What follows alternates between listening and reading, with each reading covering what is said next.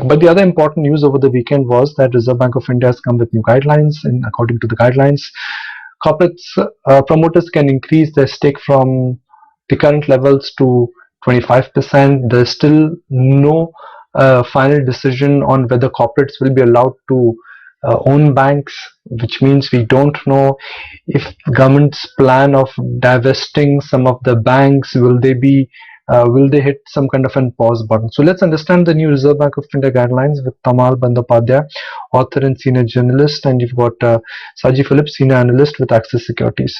Good morning to both of you, and thank you for joining us. Tamalda, let's first understand the headline messaging from Reserve Bank of India. One side you're saying, look, I'm okay if corporates increase their stake. After so much of hullabaloo, yes, no on the Kotak stake, finally you can increase your stake. If you're letting corporates increase their stake or promoters increase their stake, then why the decision of corporate ownings bank has been put in abeyance? No, I think we need to look at little at the finer points. It's increase the stakes up to what? 26%. It's not increase the stake, it's 26% that they have decided, which means Mr. Kotak does not need to dilute. So for him it's not increasing, for him it's no dilution. And the two entities which can increase, I think the promoter in that sense in the banking space are one is IndusInd, which has been talked about, which currently holds 16%. It can go up to 26, and other nobody is talking about HDFC. HDFC is a promoter of HDFC Bank. I think it holds little less than 20%. I don't know whether it wants to push it up or not. So these are the three benefits. So all of them are not corporates. If you look at this, would you call Uday Kotak a corporate? I'm not very sure. Will you call HDFC a corporate? I'm not very sure. Or for that matter, SFB, if you think the small finance bank, there are only three promoters. Because the rest of are all the holdco based. I think that concept of promoter does not exist there. Who are the three? One is AU Finance. Is he a corporate? No. Other is Suryodaya.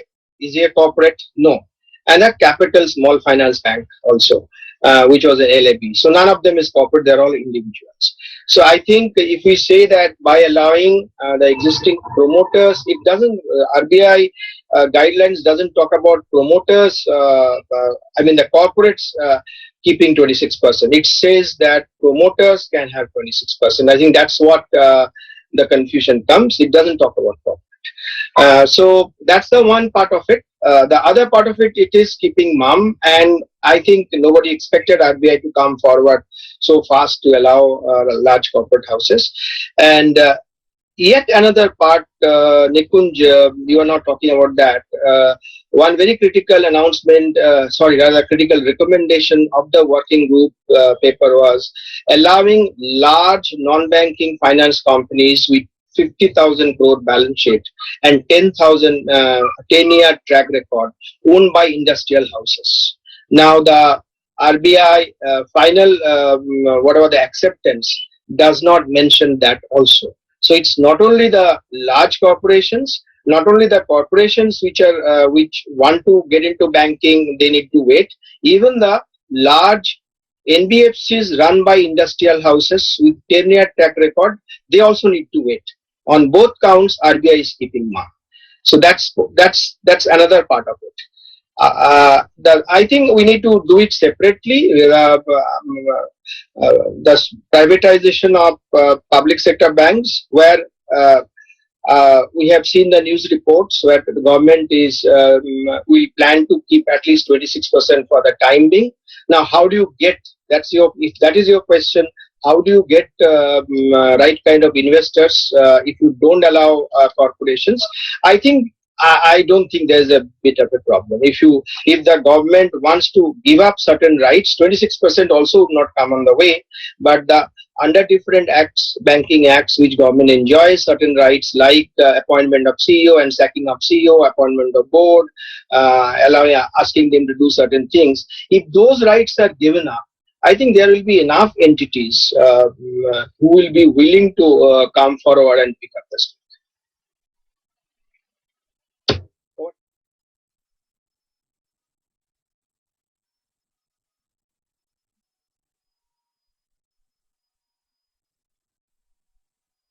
Good morning, Tamal. I just want to take forward that point. And you talked also about the non-banking portion and also the holding structure, right? For example, a lot of action was expected around Ujjivan, Equitas.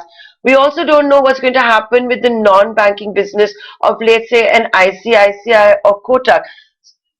So there is no clarity? You asking me?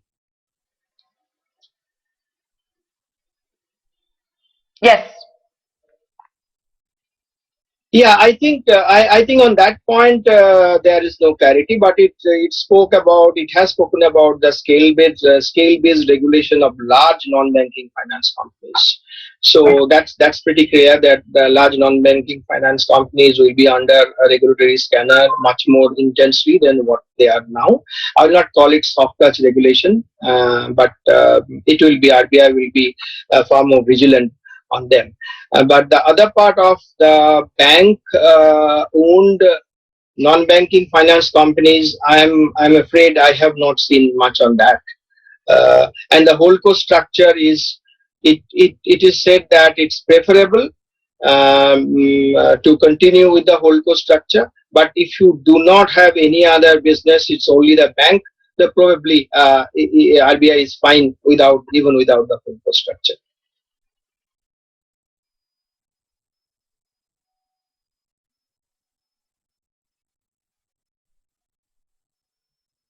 CG, if I can come to you and take begin with your opening comments. We've already seen reports coming in of how the Hindujas are looking at increasing their stake, a $1.1 billion financial chest for that sense being readied. HDFC Limited now has headroom when it comes to HDFC Bank, Bandhan Bank. There could be action as well. If I could get your opening comments. Yeah, so thank you. So basically, whatever these steps which were announced on Friday, in terms of the promoter shareholding, definitely it's a positive because there was kind of uncertainty and also some expectations for building up. So this stake increase from 15% to 26% would definitely be a positive, and more specifically for banks like IndusInd, where the promoters have earlier also shared the intention of increasing their stake. Also, other banks like HDFC Bank, where HDFC Limited can increase its stake. Banks like DCB, where the Aga Khan promoters can increase their stake. So, for these kind of banks, definitely it is a positive step. There are certain guidelines which have been announced, and the recommendations are on track and a gradual calibration with the entire financial industry. The RBI has remained silent on the NBFCs getting converted into banks, and also the conversion of large corporates getting more into the banking game. So we feel that the bank is RBI is taking a more calibrated approach and looking out how NBFCs are, getting attuned to the larger scale regulations which were announced earlier. So as the announcements coming, possibly once more on a form of a fee.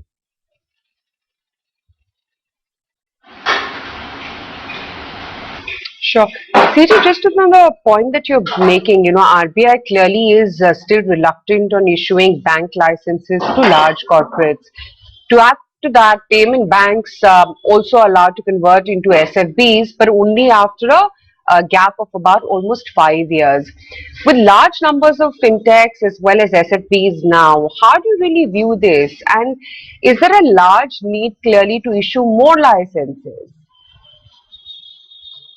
We feel that RBI has been always been cautious about granting banking licenses, and if we see that payment banks have just got listed, so definitely watch period is required. How things pan out, how the entire financial system gets attuned to the various new entities which are coming in with the likes of fintechs.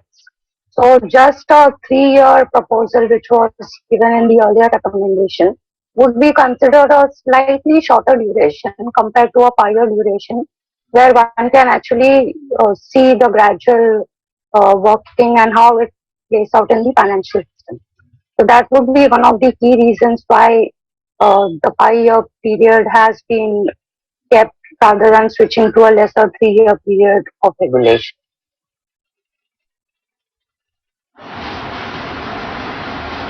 Sure. Tamal, would you want to come in on this point? RBI's reluctancy to issue licenses to SFBs, to payment banks, or would you say that they are fair in being a little hesitant to issue banking licenses right away and have made that a mandatory gap of 5 years? Well, two parts of it. One is the payment bank. I think RBI probably has not officially accepted, but let's accept that payment bank is a failure. The payment bank model has not taken off in India. Only a few entities which are in the telecom space, that also not all of them who had got in. Continuing with that, but that's basically a sort of the part of their larger business plan. I don't think they see payment bank as a business by itself. And look at the other payments bank, where have they gone? So after the UPI, I mean, why do you need any exclusive entity only for the payment bank? What are they doing which a normal bank cannot do? I don't think there's any discussion required. Do we need any payments bank on why RBI is reluctant? Even if RBI wants the door for payments bank, I don't think anybody will knock at the door seeking any license. So that period, payments bank, I think we can. There's no discussion required. That is a failed attempt because the context has changed, and with the increasing digitalization, everybody else can do anything and everything and more. What the payments bank are doing.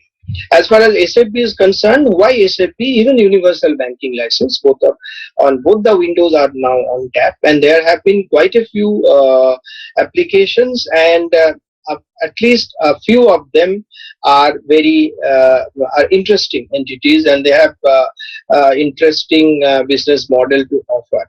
So the RBI committee is looking into it. I would like to believe it should. Yes, I agree with you. It is taking a little longer than what it should have taken probably.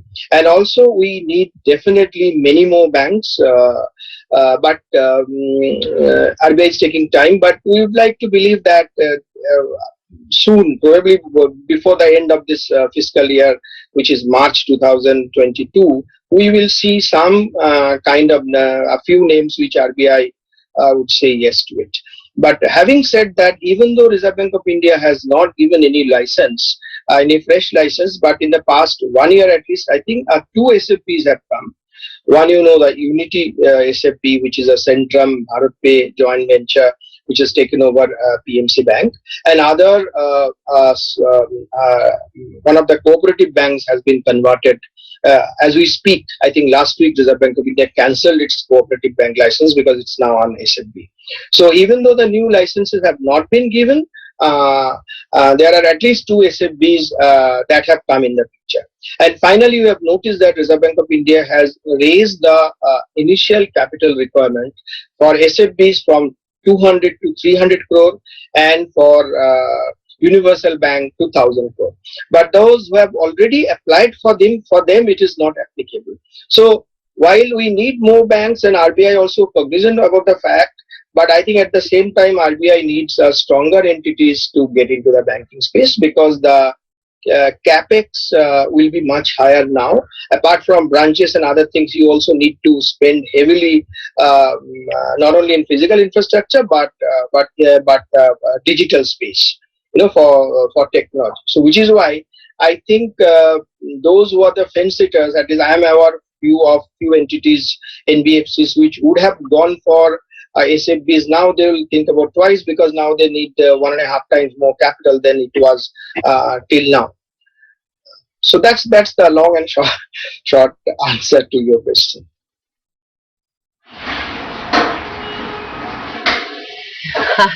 Okay, we can go on debating on this, can't we? But Tamal, CG, both of you, thank you so much for taking the time out and joining in today on this discussion. Thank you. Thank you.